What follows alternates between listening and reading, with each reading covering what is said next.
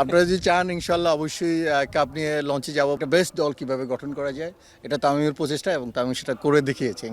ধন্যবাদ সকল মিডিয়া কর্মী ভাইদেরকে। আহ, আসলে আমরা চেষ্টা করছি একটা ভালো দল গঠন করার জন্য, এটা ন্যাশনাল টিম হোক আর whatever it is, but আমরা ট্রাই করছি যে একটা বেস্ট দল কিভাবে গঠন করা যায় এটা তামিমের প্রচেষ্টা এবং তামিম সেটা করে দেখিয়েছে। আমার কাছে খুবই ভালো লাগছে। দেখেন আপনি ছোট ছেলে আরিফুলের মতো লোক যে 6টা মারলো একটু আগে, ইট ওয়াজ ফ্যান্টাস্টিক। এবং তামিম খুব ভালো ব্যাট করেছে, মুশফিক ভালো ব্যাট করেছে, ইভেন শান্ত ডুইং ফ্যান্টাস্টিক।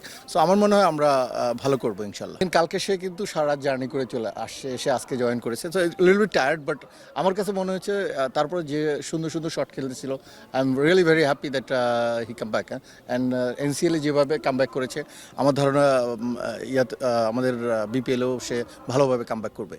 এটা দিস ইজ ট্রু। সে প্রচণ্ড ডেডিকেশন দিয়ে কাজ করে এবং ফরচুন বরিশালকে সে নিজের দল মনে করে। সে কখনোই মনে করে না যে it's a different owner. This ownership team বলে আসলে। আমাদের প্লেয়ার যারাই খেলতেছে, মাহমুদুল রিয়াদ, মুশফিক, দেন তামিম ভাই, এরা সবাই একটা টিম জেলিংটা ইম্পর্টেন্ট। এবং সে তার যেভাবে মানে কালকে এসে আজকেই প্র্যাকটিসে নেমে গেছে, দেখেন এটা একটা দলের জন্য একটা আমি কৃতজ্ঞ তাদের কাছে যে তারা এভাবে ট্রিট করতেছে ফরচুন বরিশালকে।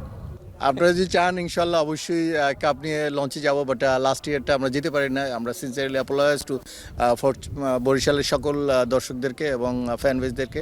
বাট এবার ইনশাল্লাহ যদি আমরা জিততে পারি, আমরা we shall go together. Okay, thank you very much.